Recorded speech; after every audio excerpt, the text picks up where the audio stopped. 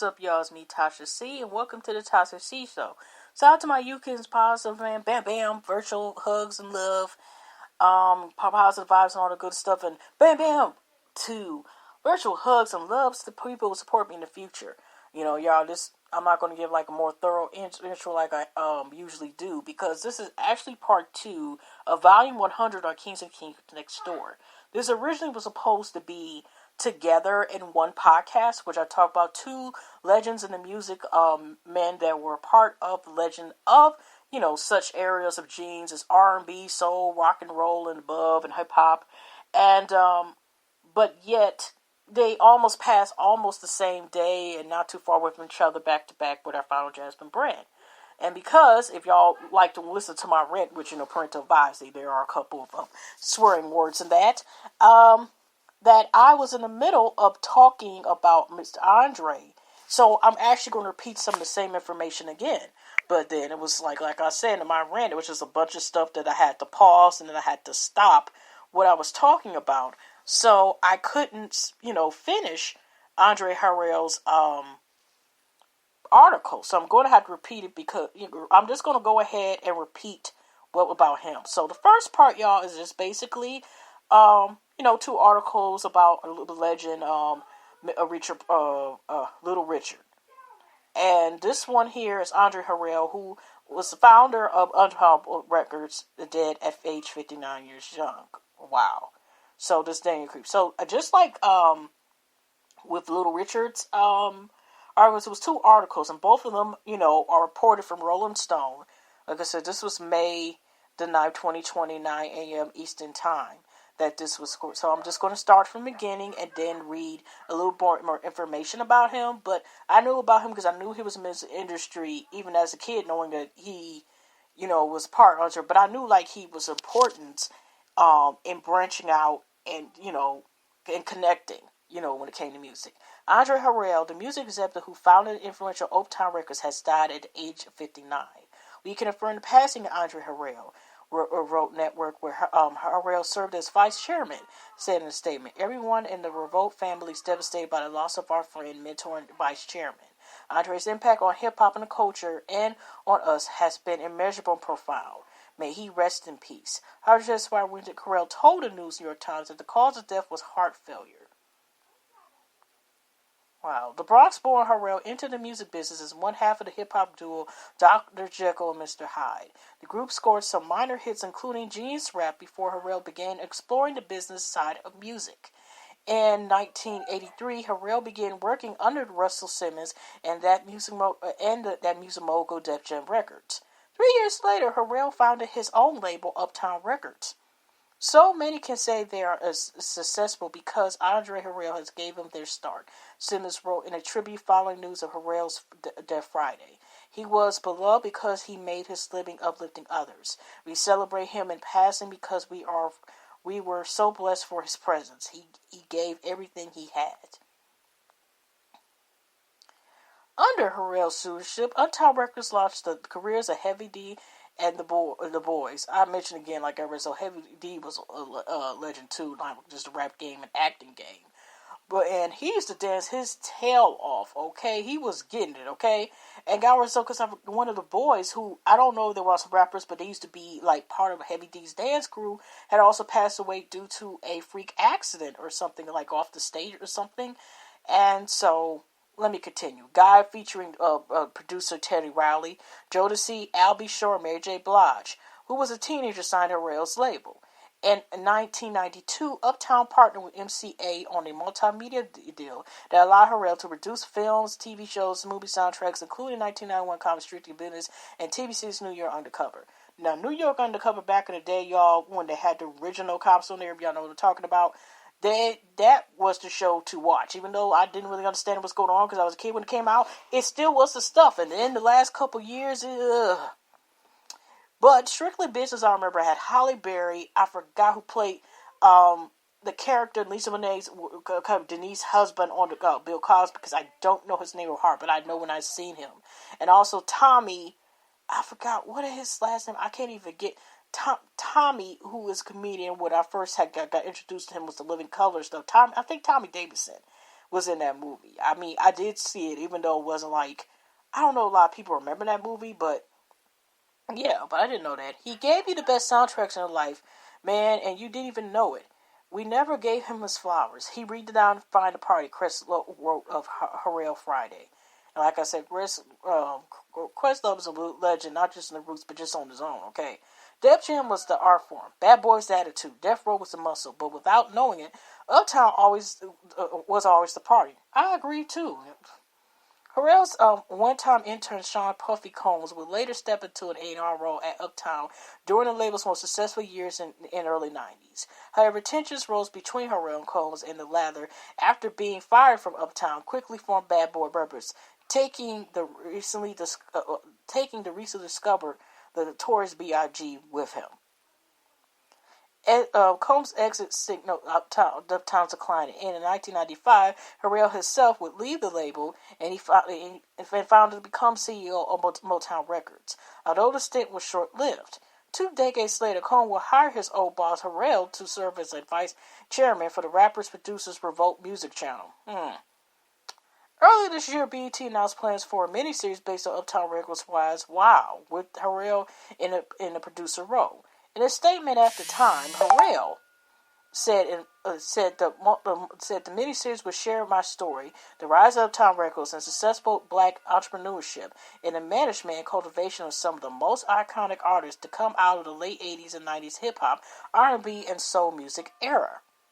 We are mourning the loss of a cultural icon, Andre Harrell, a chief architect of the modern hip-hop and R&B sound, BET President Scott Mills said in a statement. Andre was tremendously excited about sharing the origin story of Uptown Records and its pivotal role in the urban music landscape. With his tragic passing, BET is committed to ensuring that the Uptown Limited Series event tells both the Uptown story and Andre's story, that of the incredible music innovator, man, and friend to so many. Okay, that's just just a couple people, Chris Love, just showing, their support through Instagram. Links, community retail, just Questlove.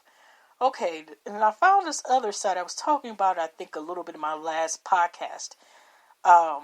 This is not going to be as long as the one with Little Richard, but it's called historymakers.org, and so I'm just going to read a little bit about him, just this story. So, okay, let's see here. Bibliography of Andre Harrell. Bibliography. Producer and record executive Andre Harrell was born on September 26, 1916 in Harlem, New York. Harrell attended Easton Academy and Junior High School 123. After graduating from Charles Evans Hughes High School in 1978, Harrell attended Bergen College. He later transferred to Lehman College, where he majored in communication business management. In 1976, Harrell and high school friend Alonzo Brown formed a hip-hop duo Dr. Jekyll and Mr. Hyde. And in 1980, they signed with Taster and Rojack Records in Harlem. They released several hits including Genius Rap, Fast Life, and AM/PM, as well as the 1984 album Champagne and Rap. Harrell left Lehman College during his junior year to work as an accounting exhibit at the gospel station WWRL. A year later, he joined the local radio station Winds. In 1983, Harrell began working for Russell Simmons at Rush Management, and within 2 years, he became the vice president and general manager, helping launch careers of Run DMC, LL Cool J, and Houdini. And God rest his soul also to J Master J. Something else, but yeah. Let's continue. In 1986, Harrell founded his own record label, Uptown Records, where he worked with Heavy D in The Boys, Albie Shore, and Toby. I didn't know he worked originally towards B.I.G. as well. So, of course, towards B.I.G., Guy, Jodeci, McGruff. I've heard of McGruff. Sean Cole's Lost Boys. Remember Lost Boys shoes. And The Girls. He also worked with Mary J. Blige, releasing her first album was the 411 with Uptown in 1992.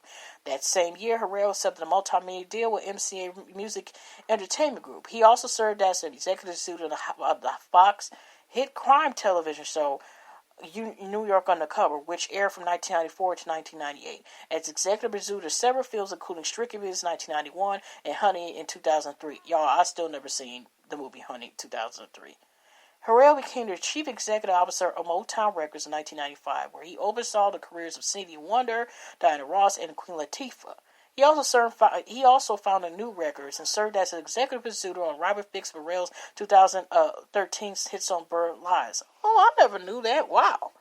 In 2013, Harrell became the vice chairman of Sean Cole's multimedia company Revolt Television Networks. In 2009, Harrell received a Cultural Excellence Award from the National Action Network. He also was a recipient of BET's Culture Creator Awards 2016. Andre was interviewed by the History Makers on February 23rd, 2018, and November 2021, 2019. Wow. Well, God rest his soul. I wonder if there's anything else that... Sorry, y'all, but just a little bit more information. I know it wasn't going to be much, because like I said, he was only 59 years young. So, but he really was like I said, he definitely was a legend in connecting music and connecting, just awesome. But he died, like I said, he died May of 2020. And rapper, singer, producer, I didn't even know he did all that. But early life, they already talked about that.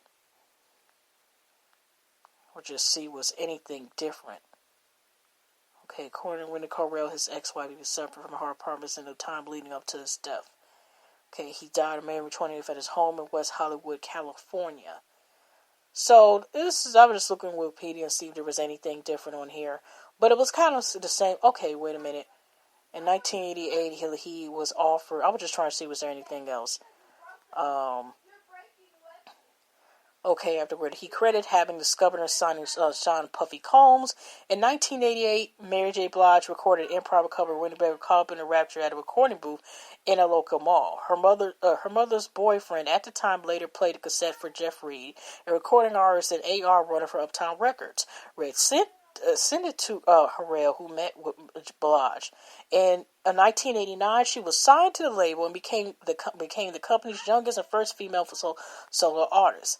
I think that was also mentioned because I could have sworn Harrell was also, when Behind the Music was still popular, y'all. It used to be a show VH1, and it was kind of like, the show before Unsung, which is dedicated to, black, and since a black, people. I don't want to say people of color, but sometimes people who are legends or people who are underrated, artists, and. Yeah, but I think it was on Behind the Music was he was on there. In 1988, Harrell was offered a deal with MCA Music Entertainment Group. After he had multiple successful releases in 1992, MCA offered Harrell a multi-media deal, which involved film television productions. They developed the feature film Special Visions and Fox Police drama New York City Undercover, which aired from 1984 to 1998. Harrell named Uptown Records as Uptown Enterprises, and his records was featured in production for Universal Pictures and Universal Television. In 1994, Harrell had a son, Whitney Harrell, a music attorney. They named him Johnny Credell Harrell. Okay.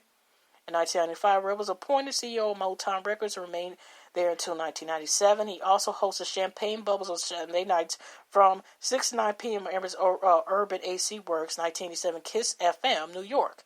Harrell was the CEO of Harrell Records, which introduced to Atlantic Records. He partnered with budding Atlanta-based production company L7 Entertainment for the release of their new artists Hampton Park and Nita Burrell. Harrell was the vice chairman of Revolt's Diddy's platform Music Network. On October 17, 2014, he was instrumental in launching a Revolt Music Conference in Miami, Florida at the Fontainebleau Hotel. The event was attended by such entertainment figures as Guy Ritchie, Russell Simmons, and L.A. Reid. And then I'm just like I said, I mean I knew who this dude was, whatever. He just seemed like he loved doing his jobs, but I didn't know he did that much. But it's like, wow. But God rest his soul. Even though, Lou Richard, lived, people would say, but good, a lot. I mean, he did pass away, fortunately, to bone cancer. It was just a shock to be like, wow. I still just thought you know, able to top. But it's just like, wow, that was a lot to take yesterday. But anyway, y'all, like I said, let their souls rest in peace. Condolences to their loved, their family.